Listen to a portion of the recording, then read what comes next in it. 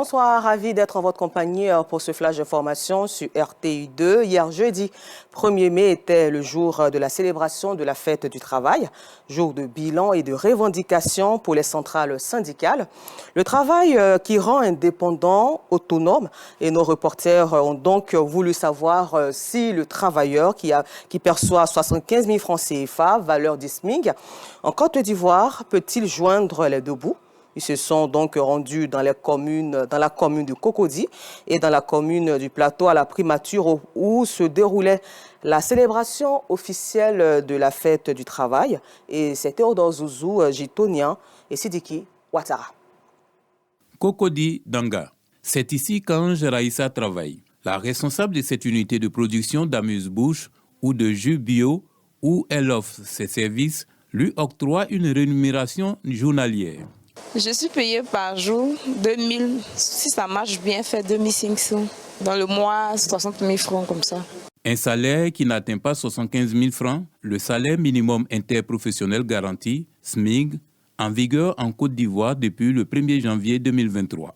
Ange Raïssa choisit la colocation pour payer son loyer de 50 000 francs CFA et joindre les deux bouts. 50 000 francs, c'est énorme pour moi seul. Payer le transport et puis déjeuner dedans, c'est compliqué. Je ne peux pas payer tous les 50 000 francs par mois, donc je suis obligée de prendre quelqu'un pour pouvoir m'aider à payer. Son employeur ignore l'existence du SMIC. Elle encaisse les difficultés de la vie. Je les paye à ce prix-là parce que actuellement mon travail ne me permet pas de payer plus que ça. Parce que si je paye comme ça ne va pas m'arranger moi-même, je vais travailler à pète. Donc c'est en fonction de ce que je gagne que je partage avec mes frères et sœurs. Non loin de là, ce jardinier n'est pas mieux loti. Bien qu'exerçant un métier libéral, il s'en sort difficilement. Si je fais ma pointe, fin de mois, c'est 80 000 francs. Tant que je gère ma maison, les restes là, je ne peux rien faire encore. Souvent même la paupérie, même là, c'est problème. Un tour à la primature, où se déroule la cérémonie officielle de la célébration de la fête du travail. Les centrales syndicales souhaitent une amélioration du SMIC. Nous sommes à 75 000 francs le SMIC. Avant, c'était 36 607. Vous voyez, la marche, c'est qu'il y a beaucoup qui a été fait et beaucoup reste à faire. Donc nous saluons toujours le gouvernement et que comme la vie est chère, il faut toujours revaloriser ce SMIC, même les salaires. Parce que c'est avec ça que le travailleur, sur le volet social, le cadre de vie, qui peut vraiment s'en sortir. Pour qu'un travailleur moyen puisse vivre, il faut que le SMIC passe de 75 à 150 000 francs minimum pour pouvoir permettre à un travailleur moyen comme nous autres là de vivre. Le responsable de l'association des importateurs de véhicules présents à cette célébration parle des efforts faits pour soutenir leurs employés. C'est compliqué. C'est compliqué. Maison me coûte plus de 60 000, 70 000. Et la nourriture, s'il est marié, il a une famille. Quand il y a des bons marchés, on leur donne de l'argent.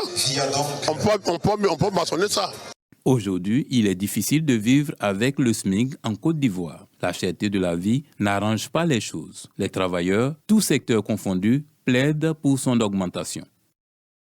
Et toujours en société pour une année électorale d'octobre 2025 sans conflit ni violence. Les artistes inamiens ont initié dans la commune de Yopougon une rencontre pour inviter les populations à la paix au vivre ensemble. Et la rencontre s'est tenue le week-end dernier en présence d'Assitan Diarra, Kadé Bachil et Issa Dambélé. Vous le verrez ce soir à 19h30.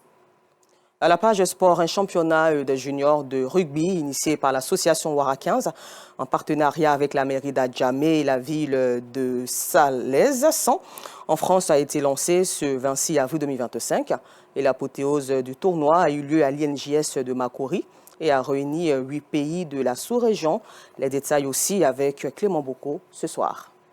Et puis terminons ce flash d'information au Mali où les dirigeants d'une centaine de partis politiques, les principaux du pays, se sont réunis hier jeudi 1er mai à Bamako pour convenir d'une stratégie commune.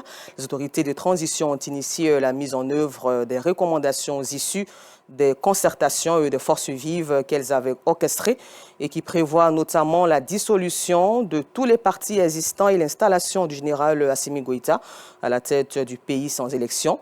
Les partis politiques rendront donc public demain, samedi 3 mai, une déclaration commune lors d'un grand rassemblement à Bamako. Rendez-vous à 19h30 pour le temps d'information complet.